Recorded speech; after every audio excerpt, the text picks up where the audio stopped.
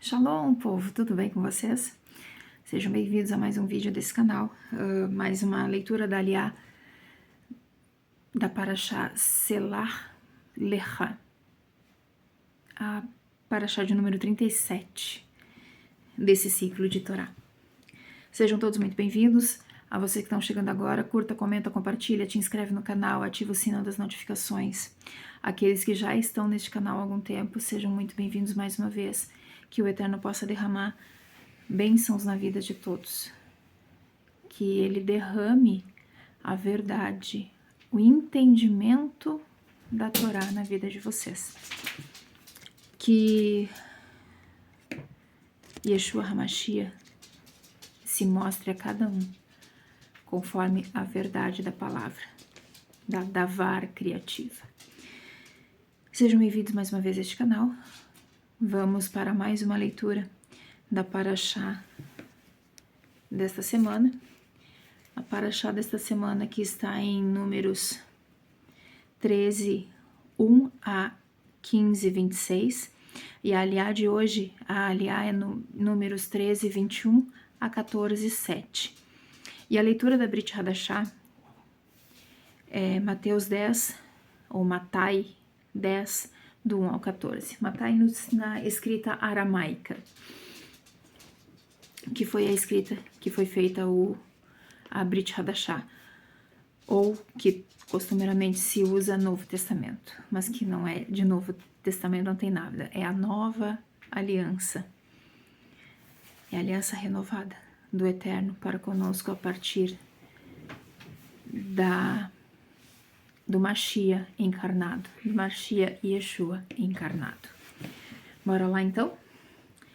Números capítulo 13, verso 21 a capítulo 14, verso 7. E subiram e espiaram a terra, aqueles 12 espias lá, né? Desde o deserto de Tzim até Rehov levou Hamat.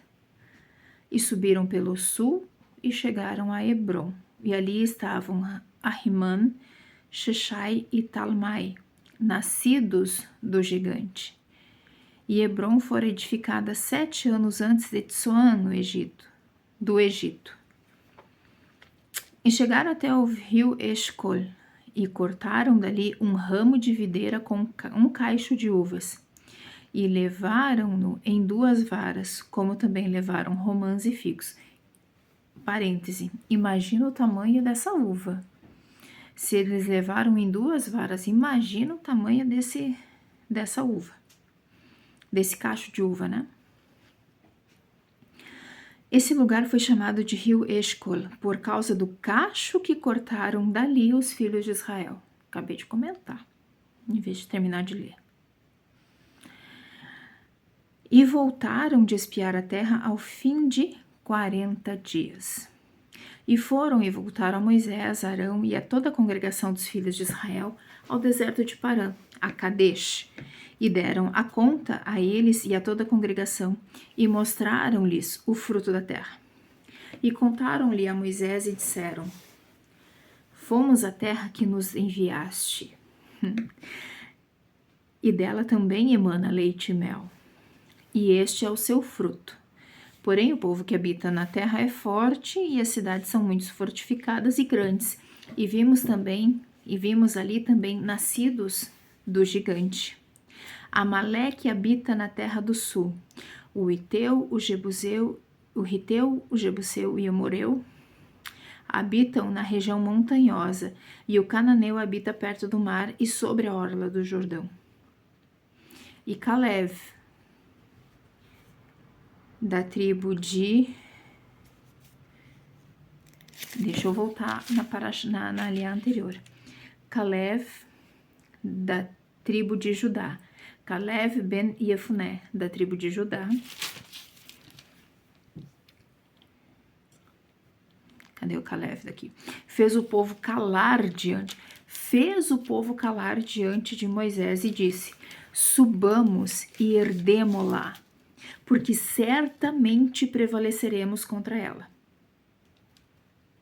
Mas os homens que subiram com ele disseram: Não poderemos contra aquele povo, pois ele é mais forte do que nós. e difamaram a terra que tinham espiado diante dos filhos de Israel, dizendo: a terra pela qual passamos para espiar é uma terra que consome seus moradores, e todo o povo que vimos nela são homens de grande estatura, descendentes de gigantes. E ali vimos gente forte, os filhos gigantes de gente forte, e nos consideramos a nossos olhos como gafanhotos, e assim éramos aos seus olhos. E toda a congregação se levantou e ergueu suas vozes, e o povo chorou naquela noite. E todos os filhos de Israel queixaram-se contra Moisés e contra Arão, e a congregação disse-lhes: tomara tivéssemos morrido na terra do Egito. Tomara tivéssemos morrido neste deserto. E por que razão o Eterno nos traz a esta terra para cairmos à espada e para que nossas mulheres e nossas crianças sejam por presa? De certo é melhor para nós voltar ao Egito. E cada um disse a seu irmão: ponhamos um que nos lidere e voltemos para o Egito. E Moisés e Arão caíram sobre seus rostos diante de toda a assembleia da congregação dos filhos de Israel.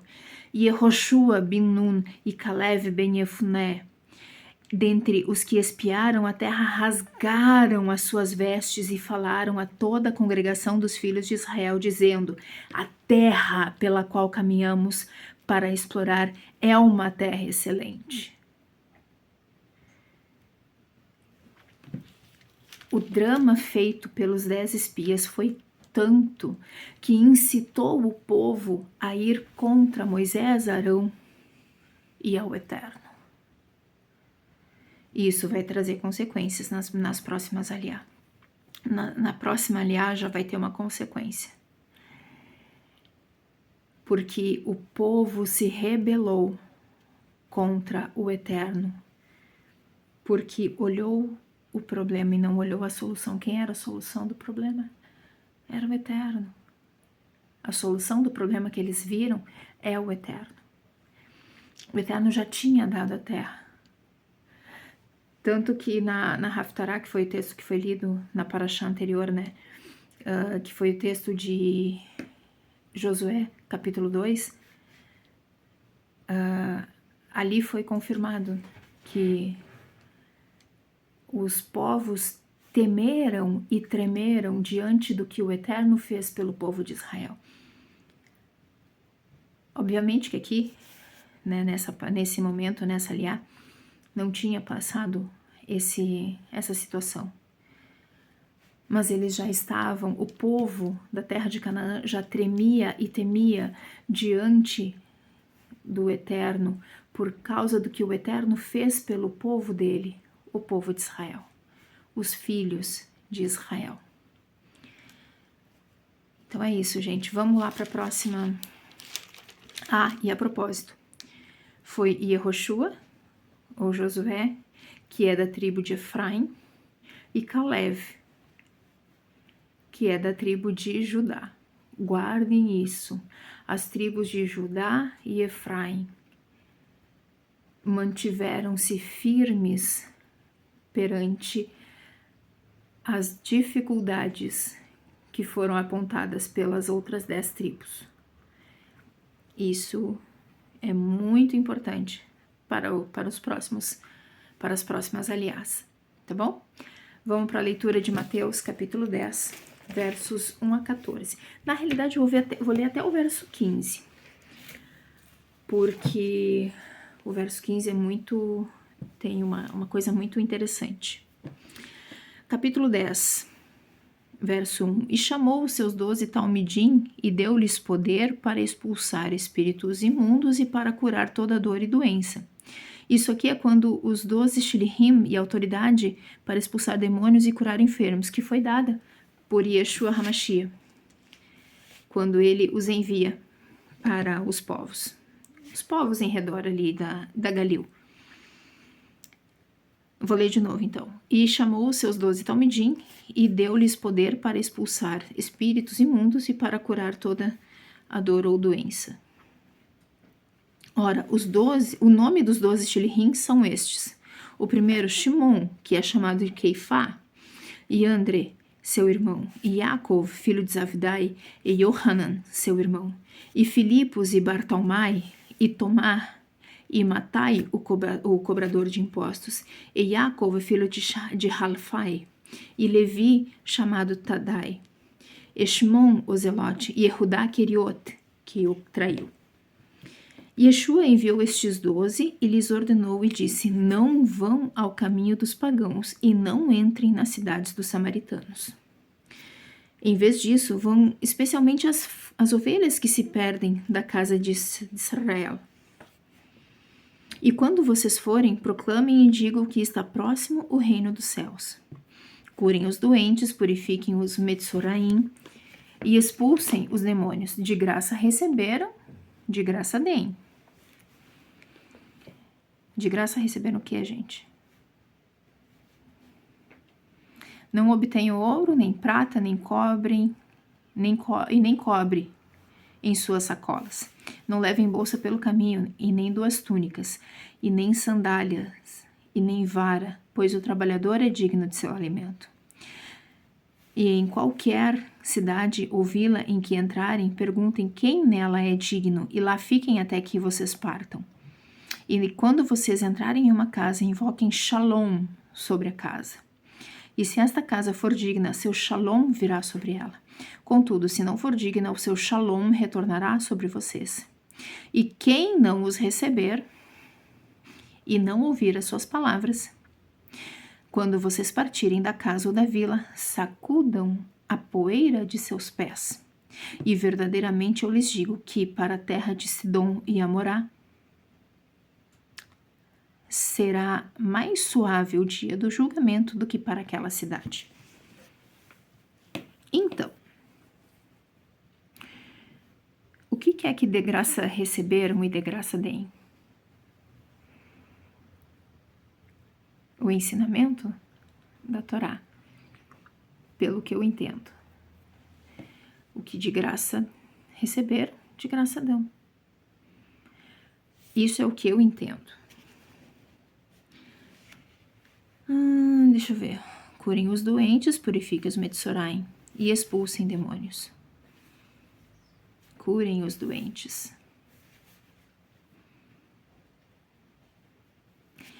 Isso aqui, ó. Curem os doentes. Purifiquem os Metzoraim e expulsem os demônios. De graça receberam isso, de graça deem isso. A cura dos doentes, a purificação dos Metzoraim, que são os chamados leprosos agora, e expulsem os demônios. Não obtenham ouro, nem prata, nem cobre em suas sacolas. Não levem bolsa pelo caminho, e nem 2 túnicas, e nem sandálias, e nem vara, pois o trabalhador é digno de seu alimento. Ai, deixa eu ver o que mais. Metzoraim é o plural de Metzorá. Ressuscitem os mortos. Segundo o pensamento semita, sacudir a poeira dos pés indica deixá-los sozinhos, não ter parte com aquelas pessoas.